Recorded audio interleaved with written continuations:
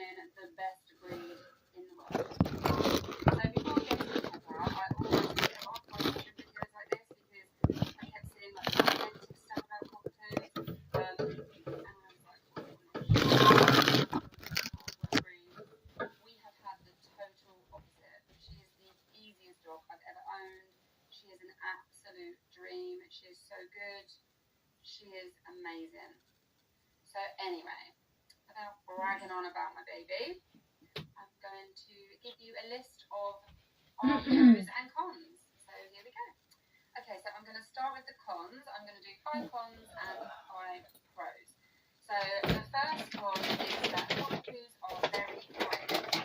They need a lot of exercise. Cockatoo that's not exercised is going to be a cockatoo that is going to be definitely up, barking non-stop and just being miserable. They love to run. They love to play. Run like absolute crazy when she is out. She loves running around so much, but at home she is the most chilled dog I have ever had. Honestly, she literally just sleeps all day. She doesn't do anything. She sleeps all day. So she gets about an hour and a half run around off lead in the morning, and then she gets another hour in the afternoon, early evening, and yeah, so 2 hours a day, and she literally just sleeps all day. She is so calm, so chill. By the way, this is the background thing. It's not me talking. She is just so chilled, and like I said, she's a year. She just turned a year, and she has always been like that. She's always been really calm. And saying that, she isn't really particular that calm. They are very crazy. Yeah, if you haven't got the time to walk cockatoo, then they really are not the breed for you. They need a lot of exercise, and without that, they'll just be miserable. They are constantly not working really forget that and think that you look like a little teddy bear, and oh, it's just like a little lap dog. They really aren't. Like, they are like that if they get enough exercise. So yeah, you need to have the time to exercise your cockatoo for them to be like this. Otherwise, they will just be crazy. So many people say to me, oh, my cockatoo's chewed this up, they chewed that up. Yeah, and they're just absolutely crazy. Also, people tend to know if you're at work all day, I'm just doing my holding clothes. then The ones I bought back from they're just going to Wiltshire. be crazy. They need Nice. lots of exercise.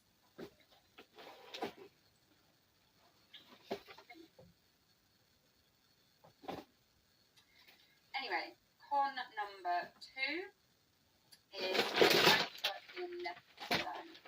They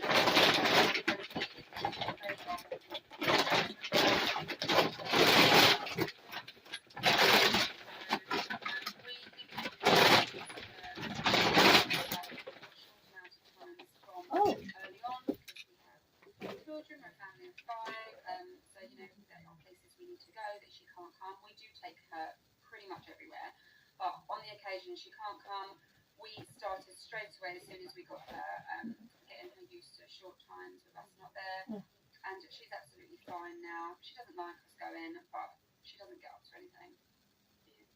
She just has a walk before we go and sleep. But they are known, you know, if you are a full-time worker, then they might not be the breed for you. They are known to, you know, cry and be very destructive if they're left for long periods of time. Yeah, that's Again, what that like. would be the working breed side of them, and they don't like being left alone.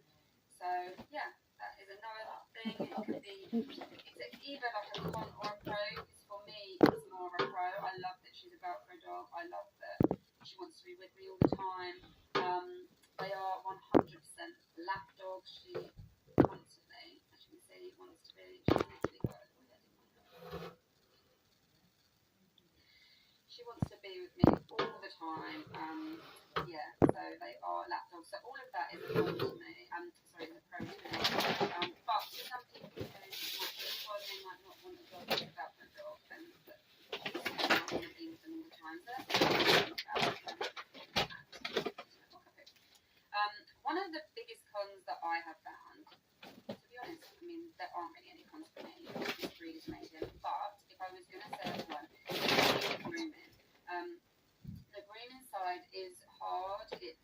time consuming and it Yeah. is expensive. So you really need to think about that when thinking of getting a cockapoo and your budget. So Pepper goes to the groomers every 3 weeks, so she has to go at 3 weeks for a bath and a brush, and then she goes 3 weeks later for a full groom where they cut her.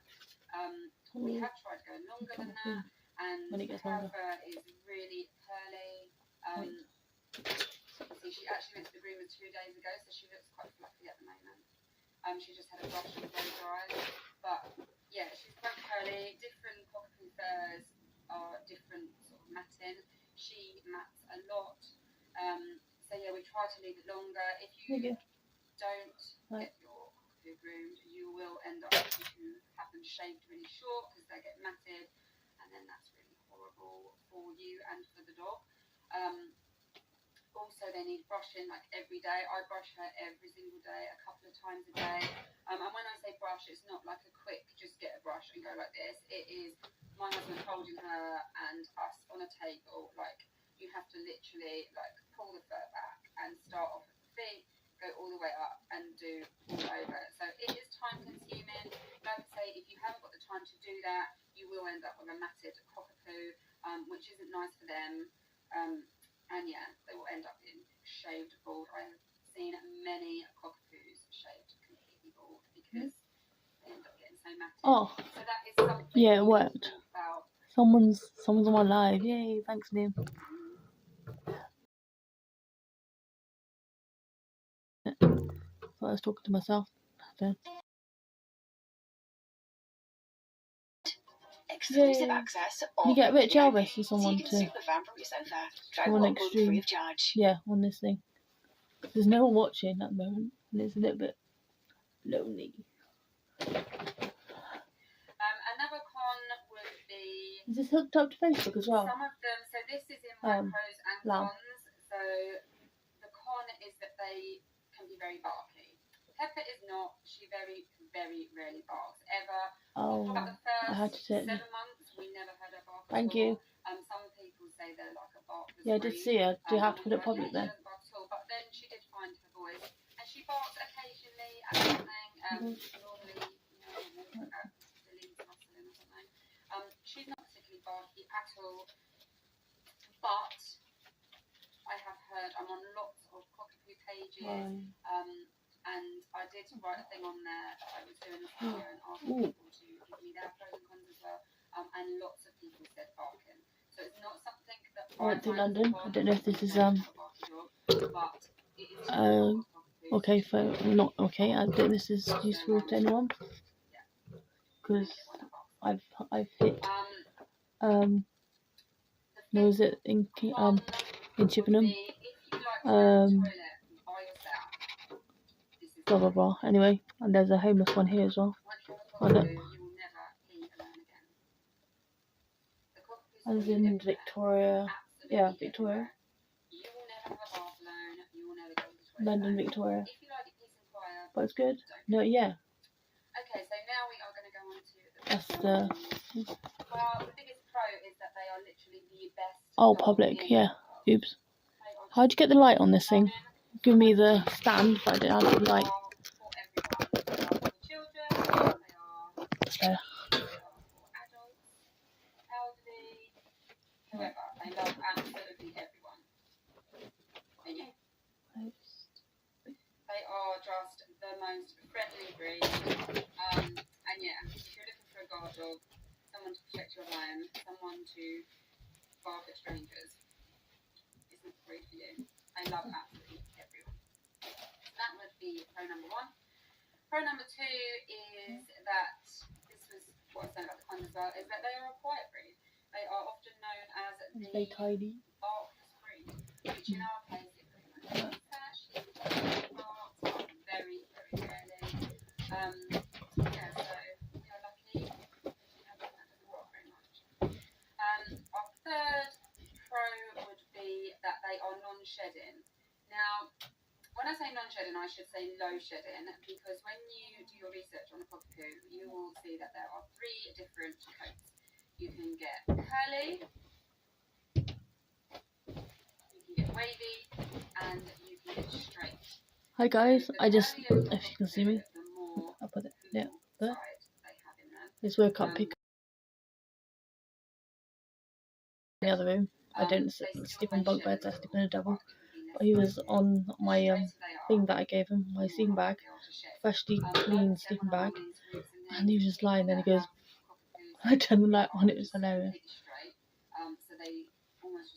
Oh, hi my queen. Next time. Yeah. Also, Liam, have I got I'm just calling you Lamb on this one. Lamb, Extreme Berry.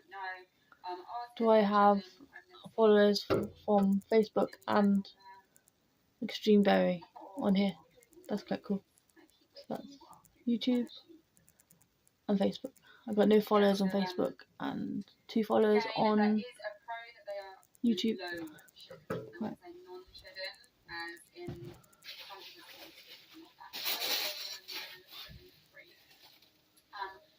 Pro number 4 is they are so I still want to put the Hoover on, literally. So easy to train. The poodle is one of the most intelligent breeds. Yeah, we just looked that up.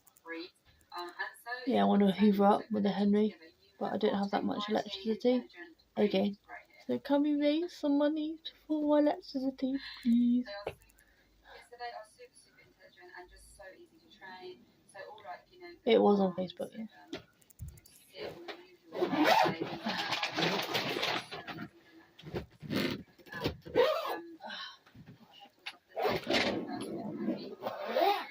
This is what I brought back from Chippenham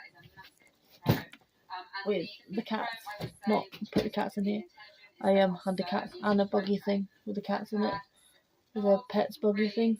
And by far, she was the easiest to train. It probably took just under 2 weeks. So when she came to us from the breeder, she was pad trained already. So we actually never ever had an accident on the floor. She did have a couple of accidents when we first got her on the pad, but they weren't accidents as she had been trained by the breeder to go on the pad. So when we picked her up at 8 weeks, she was going on the pad indoors, and then within a couple of days we'd move those pads to the back door, and then the next day we moved the pads outside, and then she got it straight away. She's actually never ever had an accident indoors that wasn't on a pad. So yeah, super easy to train. So that is a massive pro. My other 2 breeds are a pug and an Italian greyhound. And I'm going to do separate videos about them as well. But yeah, my pug, she's 8. And still, there's the growth. So to get a breed that learns it so quick is just fantastic. So yeah, that is We're only streaming on YouTube now, am I? No, it says Facebook. No, it's streaming Facebook and yeah, it says Facebook 0 and YouTube 3. Is that correct?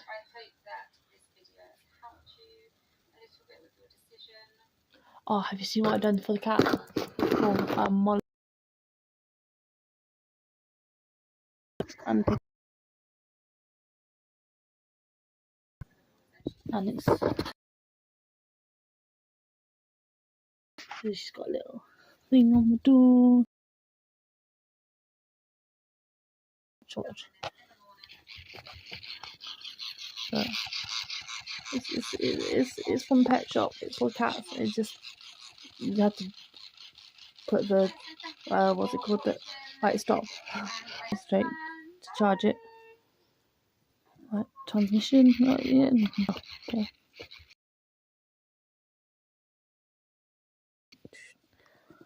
Put that down there.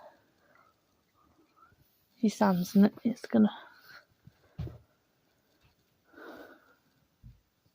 Yeah, I turned Facebook on as well.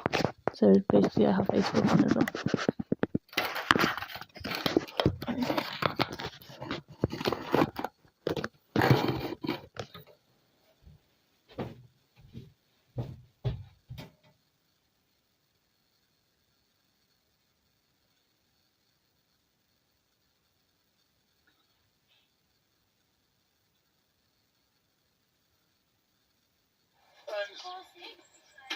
Coming up, we meet Jen, who's a dab hand when it comes to saving windscreens. Sorry. Car insurance with Go.Compare. Sponsors this morning.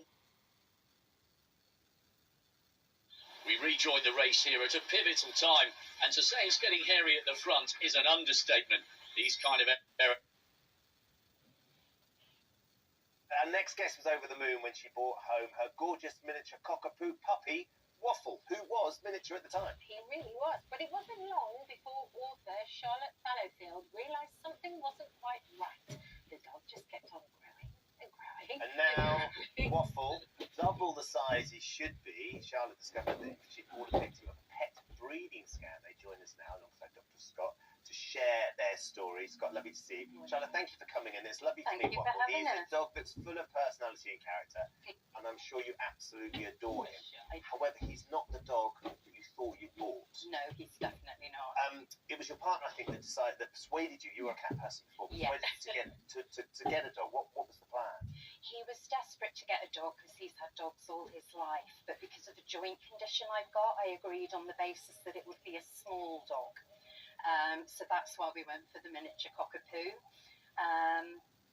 And yeah, he turned out not to be, as you can see.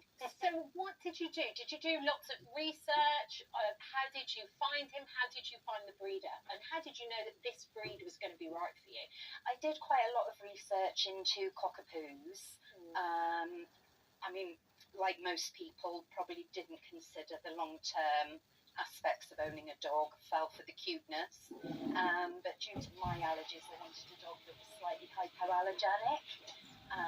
One that was small enough that he wouldn't injure me. And we saw him advertised online and went to meet him and just fell in love with him straight away.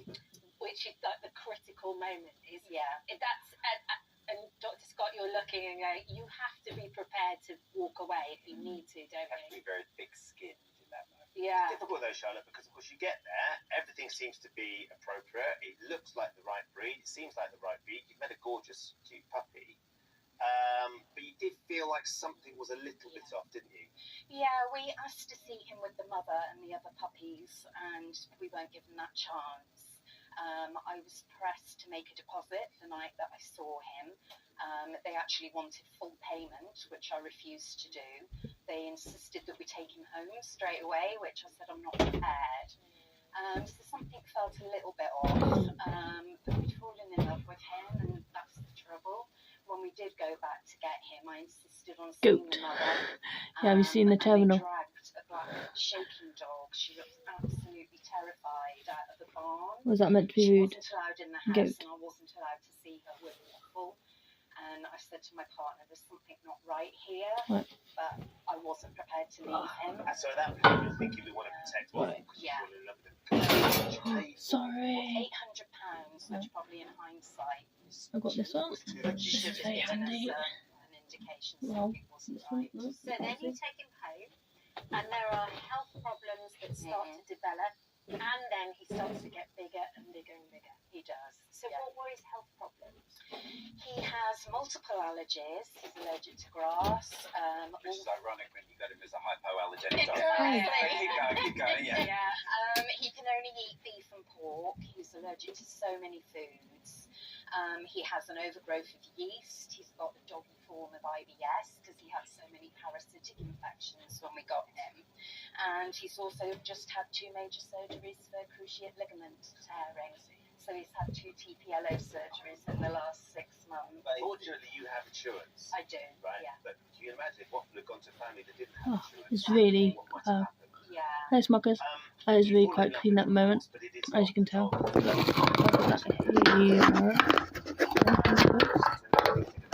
So right down the corridor.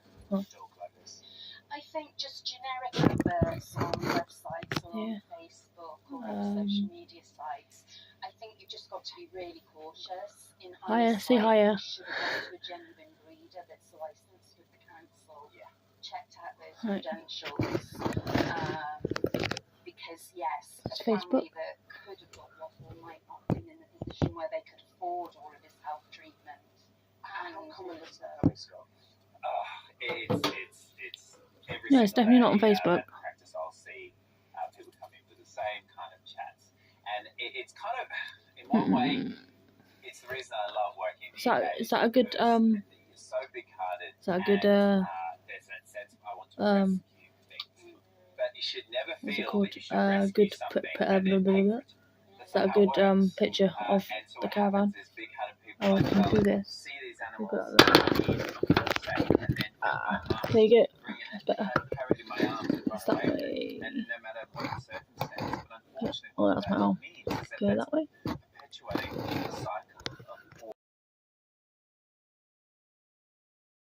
Yeah, I can charge it though. I've got another way of charging it.